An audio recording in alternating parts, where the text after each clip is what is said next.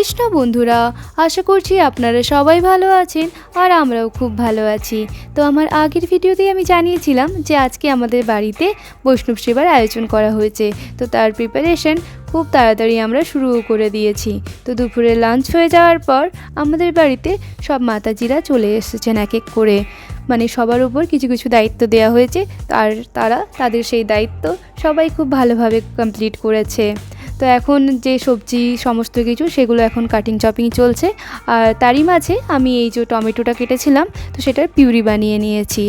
আর আজকে আমাদের head chef হচ্ছে মায়া আন্টি, তো তিনি বেশিরভাগ রান্নাটা আজকে করেছেন আর প্রতিটা রান্না সত্যি খুব সুন্দর হয়েছিল। তো প্রথমেই আন্টি হচ্ছে আজকে পরমান্ন অর্থাৎ পায়েসটা চাপিয়ে দিয়েছে হওয়ার জন্য। আর এদিকে সারথী মাতাজি, মা, অর্জুন প্রভু, মানে যারা যারা প্রথমে এসেছিলো সবাই নিজের নিজের কাজে লেগে পড়েছে। আর এরকম অনুষ্ঠান আমাদের বাড়িতে মাঝে সাঝেই হয়। তো যখন শীতকালে হয় তো সেই প্রোগ্রামটা আমরা মানে এই রান্নাবান্নার আয়োজনটা ছাদের উপরে করে থাকি, তাহলে রোদটা ভালো পাওয়া যায়। আর এখন যেহেতু গরম অনেকটাই, তো এই সব রান্নার আয়োজন আমাদের বাড়ির উঠোনে করা হয়েছে, তাহলে যেহেতু ওই সেট করা আছে তাহলে গরমটাও কম লাগবে। তো মোটামুটি পায়েস হওয়ার পথে। আর তারই মাঝে আমি হচ্ছে যে মশলাগুলো লাগবে অর্থাৎ হচ্ছে আপনার ধনে গুঁড়ো, জিরে গুঁড়ো, হলুদ গুঁড়ো, কাশ্মীরি লঙ্কার গুঁড়ো, সেগুলো সব একসাথে জলের মধ্যে ভালো মতো মিশিয়ে নিয়ে রেখে দিয়েছি। তাহলে মশলাটা একটু বেশিক্ষণ ভিজে যাবে আর ভালো মতো রান্নাটা হয়েও যাবে।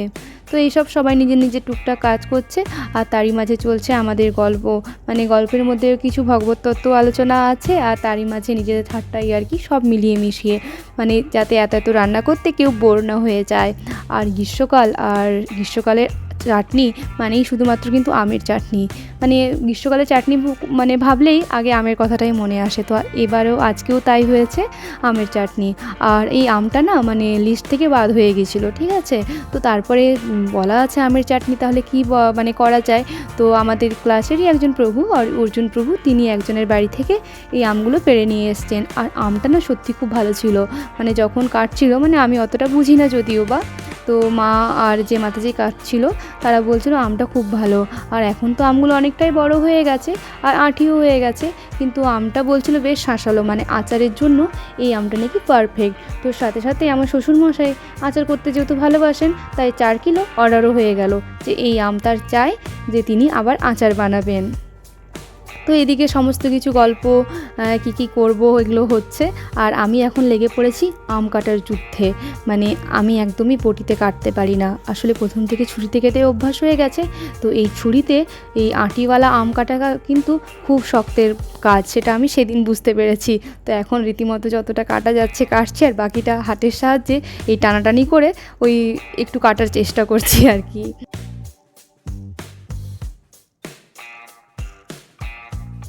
আর এদিকে আমাদের চানা মশলার যে মশলাটা সেটা প্রায় হয়ে গেছে। তো চানা মশলার যখন মশলাটা মানে কষছিল আর কি আন্টি, তখন হচ্ছে এত সুন্দর গন্ধ বেরোচ্ছিল আর কালারটা এত সুন্দর হয়েছিল। তো আমি আন্টিকে বলছি, আন্টি কালারটা এত দারুণ এসছে, মানে দেখেই মনে হচ্ছে মানে প্রসাদ খুব ভালো হবে। তো আন্টি বলছে দাঁড়াও আগে প্রসাদ লাগুক, তারপরে সবাই খাবে, তারপর তো বলবে। তো আমি তখন আন্টিকে বললাম আগে দর্শনদারি পরে গুণ বিচারি, এই চানা মশলার দর্শনটাই এত সুন্দর হয়েছে, দেখেই মনে হচ্ছে যে আমাদের গোপু সোনাদেরও এই চানা মশলাটা খুব পছন্দ হবে। আর সত্যি কথা, চানা মশলাটা কিন্তু অসাধারণ হয়েছিল। শুধুমাত্র চানা মশলা না, পায়েস, আমের চাটনি, প্রতিটা রান্নাই কিন্তু খুব ভালো হয়েছিল। তো আন্টিকে বলছিলাম আন্টি তুমি আজকে হেড শেফ। তো আন্টি বলছে না না আমি হেড শেফ একা না, সবাই আছে, তোমার মাও আছে, এই মাতাজিরাও আছে। তো সেই জন্য আন্টি সবাইকে কাছে কাছে টানছে যে আমার না সবার একসাথে ফটো তোলো, সবার একসাথে ভিডিও করো। তো সব রকম মানে আমাদের গল্প চলছিল। আর তারই মাঝে সুজাতা মাতাজিও চলে এসছে, তার দায়িত্বে আজকে ছিল পোলাও বানানোর। তো সে এখন সেই পোলাও বানানোর কাজে লেগে পড়েছে। তো দেখুন চানা মশলার কালারটা কি দারুণ এসছে না, আর বললাম না খেতেও কিন্তু অসাধারণ হয়েছিল। তো প্রথমেই এই সব কিছু যা যা রান্না হবে আগে আমাদের বাড়ির প্রধান 2 সদস্য আমাদের গোপু সোনাদের জন্য আলাদাভাবে আগে রাখা হচ্ছে। আর এদিকে পনির চলে এসছে, আজকে হবে চিলি পনির। আজকে মেনুতে কিন্তু অনেক অনেক আইটেম ছিল, তো সেগুলো আস্তে আস্তে আপনাদের সাথে সব শেয়ার করব। তো এখন আমি এই পনির কাটিংয়ের দায়িত্ব আমার ওপর পড়েছে, তো আমি এই পনিরটাকে পিস পিস করে এখন কেটে নিচ্ছি। আর তারই মাঝে হচ্ছে সবাই যেহেতু গরমে রান্না করতে করতে মানে একটু ক্লান্ত হয়ে গেছিলো বলতে পারেন, কারণ গরমটাও খুব বেশি ছিল। তো আমি ভাবলাম যে তারই মাঝে যাই একটু সবার জন্য শরবত করে নিয়ে আসি। তো এখন সবাইকে বলছি, সবাই এখন একটু রান্না বান্না বন্ধ করো, আগে সবাই গলা ভেজাও, তারপর আবার রান্না বান্না শুরু করো। তো সবাই বলছে হ্যাঁ এইটা বরং ভালো কাজ করেছো। তো এখন সবাই মিলে একটু করে শরবত খেয়ে গলা ভিজিয়ে নেব, তারপর আবার রান্নায় মনোযোগ দেওয়া যাবে।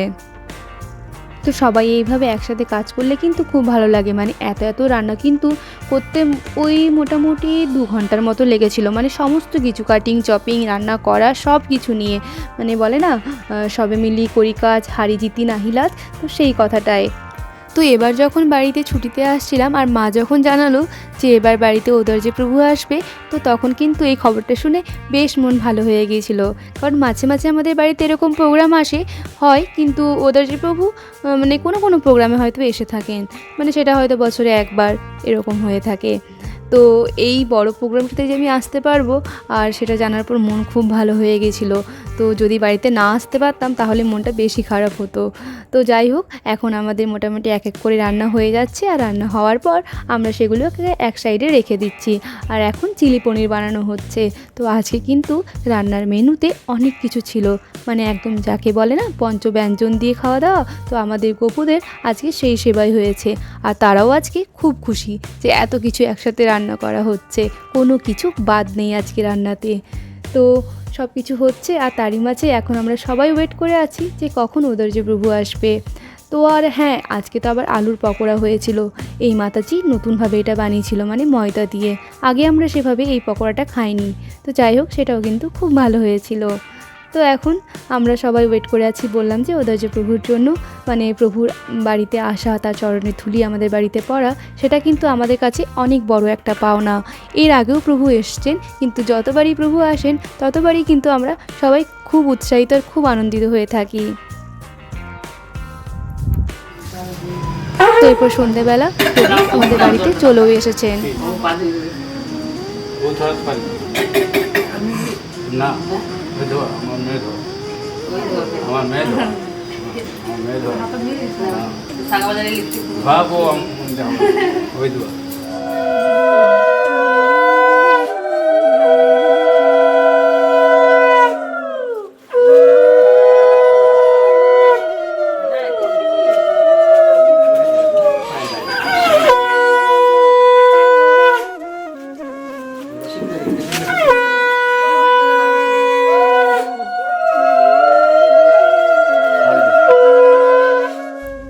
এরপর প্রভু কীর্তন আর প্রবচন দেবেন।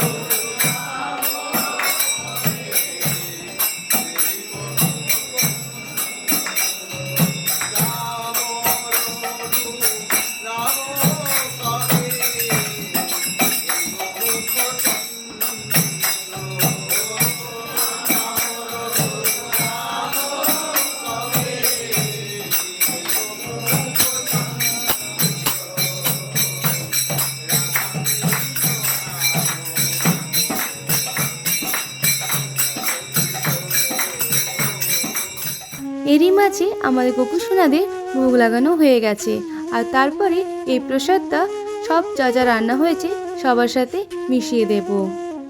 তো আজকে গোপুসোনাদের প্রসাদে ছিল পোলাও, চানা মশলা, চিলি পনির, পায়েস, আলুর পকোড়া, রসগোল্লা আর তার সাথে লস্যি।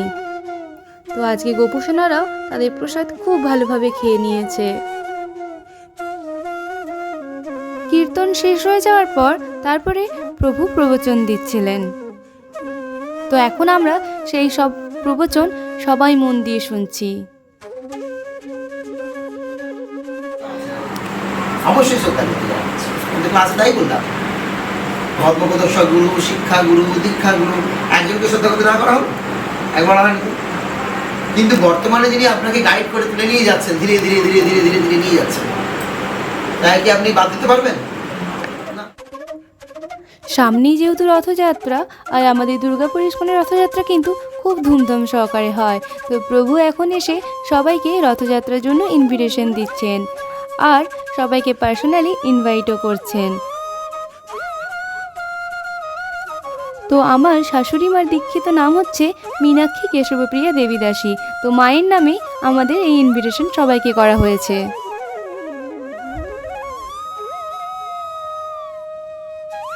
তো এই কার্ডের মধ্যে কবে কি প্রোগ্রাম আছে, কিভাবে কি হবে, সমস্ত কিছু কিন্তু লেখা আছে, যাতে সহজে আমরা দিন ঠিক করে এবং ঠিক টাইমে যেতে পারি।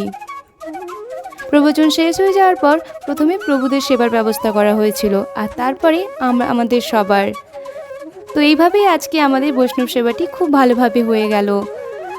আপনাদের যদি আমার এই ভিডিওটি ভালো লেগে থাকে তাহলে অবশ্যই আমার চ্যানেলটিকে সাবস্ক্রাইব করে লাইক, শেয়ার, কমেন্ট করবেন এবং ফেসবুকও পেজটিকে ফলো করবেন। হরে কৃষ্ণ বন্ধুরা, ধন্যবাদ। সুস্থ থাকবেন, ভালো থাকবেন।